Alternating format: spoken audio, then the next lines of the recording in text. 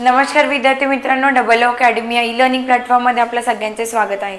आज आपण या व्हिडिओमार्फत बघणार आहेत की जी अंकगणित आहे जवाहर नवोदय विद्यालयाच्या प्रवेश परीक्षेमध्ये 4 ते 5 वेगवेगळे सब्जेक्ट्स आहेत। त्यापैकी अंकगणितामध्ये आपल्याला कोणते कोणते टॉपिक्स आहे आणि ते किती मार्क्सला आहेत ते आपण हे सगळं काही या व्हिडिओच्या शेवटपर्यंत बघूया।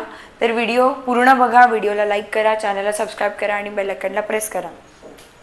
आपल्याकडे जवाहर नवोदय विद्यालयाच्या इयत्ता 6वी साठी आणि इयत्ता 9वी साठी आपण बॅचेस कंडक्ट करतो। त्यामध्ये आपण सिलेबस तुम्हाला फुल कव्हर करून देतो। PYQ ॲनालिसिस म्हणजेच जुन्या प्रश्नपत्रिकांचे विश्लेषण घेतो।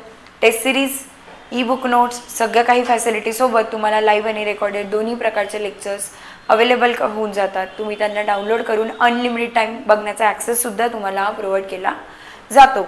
तर जर तुम्हाला असा बॅच जॉइन करायचा असेल तर दिला गेलेल्या नंबरवर तुम्हाला कॉन्टॅक्ट करायचा आणि आपली बॅच जॉइन करून घ्यायची। चला आता आपण बघूया की काय सिलेबस आहे जवाहर नवोदय विद्यालयाच्या प्रवेश परीक्षेचा। त्यामध्ये अंकगणित हा topic one of the most important topic असतो, ज्यामध्ये जास्त मार्क्सचे क्वेश्चन विचारले जातात। आणि हा असा टॉपिक आहे की आपण म्हणतो ना की जितकं इनपुट दिलं तितकंच आउटपुट येतं। तर हा टॉपिक असाच आहे। तुम्ही जितकं जास्त या टॉपिक्सवर अंकगणितावर तुम्ही जितकं जास्त सराव कराल, जितकी जास्त प्रॅक्टिस कराल, तितकंच जास्त तुम्हाला मार्क्स त्यावर मिळणार। ठीक आहे, हे असं नाही आहे इंग्लिश सारखं किंवा बाकी सब्जेक्ट सारखं की कितीही जास्त केलं तरी जेवढे ॲव्हरेज याचे एवढे येईल, तसं नाहीच आहे। तुम्ही जितकं जास्त कराल तेवढं ते जास्त मार्क्स येणार, हो ना। सगळ्यात पहिला टॉपिक, इझी टॉपिक कोणता आहे? संख्या। संख्या हा टॉपिक, त्यामध्ये कोणतं संख्या म्हणजे त्यामध्ये मग सगळंच आलं की तुम्हाला त्याचं संख्यांचं पूर्ण नॉलेज, डेफिनेशन अँड ऑल, त्याच्या रिलेटेड बेसिक MCQ विचारू शकतात ते की ही संख्यामध्ये काय ट्रिक क्वेश्चन विचारणार, दॅट्स इट, त्याच्यापेक्षा जास्त काही नाही। आणि यामध्ये ॲडेड काय एक्स्ट्रा असतं? क्रम, म्हणजे की एक सेट पॅटर्न दिलेला असणार, त्यानुसार नवीन येणारी संख्या किंवा ऑलरेडी एक सेट पॅटर्न आहे त्यातली एक वेगळी संख्या जी की ती पॅटर्न फॉलो नाही करता, हे सगळ्या संख्याचा टॉपिकच्या आतमधले टॉपिक्स आहे। त्यानंतर LCM HCF, ठीक आहे। LCM HCF म्हणजे काय असतं तुम्हाला माहितीच आहे आता की दिल्या गेलेल्या 2 किंवा 3 नंबर्सचा जो काही मिनिमम लोएस्ट कॉमन मल्टिपल असतो त्याला आपण LCM म्हणतो, आणि हायेस्ट कॉमन फॅक्टर ज्याला म्हणतो आपण ते असतात LCM। हे काढायची शॉर्ट ट्रिक काय असते, यानुसार कधी कधी फक्त LCM HCF डिरेक्ट काढा असा क्वेश्चन कधी कधी येत नाही, कारण की आहे जवाहर नवोदय विद्यालयाचे क्वेश्चन्स। तर डिरेक्टली या दिल्या गेलेल्या नंबरचा LCM काढा किंवा HCF काढा असे क्वेश्चन्स कधी कधी येत नाही।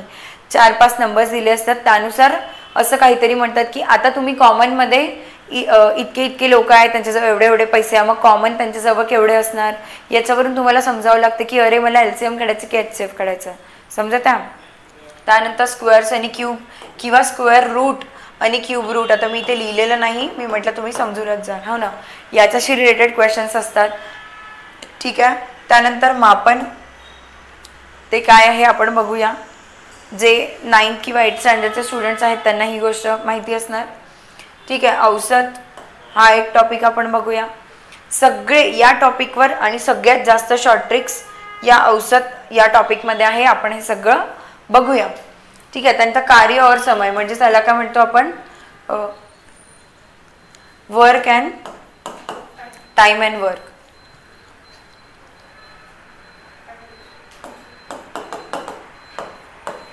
टाइम अँड वर्क म्हणजे काय दिलेलं असतं, दिल्या गेलेल्या टाईममध्ये सपोज आपल्याकडे 4 व्यक्ती आहेत, सपोज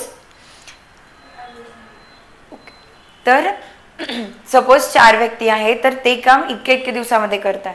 आणि किंवा मग आता नेक्स्ट टाइम आपल्याकडे 2च व्यक्ती असणार, तर मग टोटल त्यांना किती दिवस लागेल, याला म्हणतात टाइम आणि वर्कचे क्वेश्चन्स, ठीक आहे। आणि असेच पाईप्स अँड सिस्टमचे पण असतात, म्हणजे काय असतं तिथे एक नळ दिलं, एक टाकी आणि नळ, असे जे क्वेश्चन्स आहे सेम असतात। आपण जेव्हा टॉपिक घेऊया तेव्हा सगळं काही तुम्हाला कळेल। आपण प्रत्येक टॉपिक वाईज लेक्चर्स अटेंड करणार आहे, टॉपिक वाईज तुमचे क्वेश्चन्स प्रॅक्टिस सुद्धा घेतली जाणार आहे आपल्याकडे। त्यानंतर सिम्पल इंटरेस्ट हा टॉपिक तुम्हाला आहे सध्या, आणि तुम्हाला एक गोष्ट सांगू इच्छिते की सिंपल इंटरेस्ट, कंपाऊंड इंटरेस्ट हा टॉपिक आपल्याला येणाऱ्या कॉम्पिटेटिव्ह एक्झाम्समध्ये सुद्धा असते. जेव्हा तुम्ही 10वी-12वीची एक्झाम क्रॅक करून जाल, त्यानंतर जेव्हा कधी तुम्हाला कॉम्पिटेटिव्ह एक्झाम जायची इच्छा होणार, सिंपल इंटरेस्ट, कंपाऊंड इंटरेस्ट यामधले पण अर्ध्यापेक्षा जास्त टॉपिक तिथे सगळ्या शॉर्ट ट्रिक्स कामात येतात. ठीक आहे, आत्तापासून तुमचा हा पायवा बनून जाणार. ठीक आहे, ज्यांना इश्यू चाललेला आहे याला काय म्हणतो आपण, ॲव्हरेज टॉपिक म्हणतो ना. सगळ्यात जास्त शॉर्ट ट्रिक यामध्ये असतात. लाभ और हानीवर बट्टा याला काय म्हणतो आपण, प्रॉफिट अँड लॉस. ठीक आहे, profit and loss one of the most important topic आहे.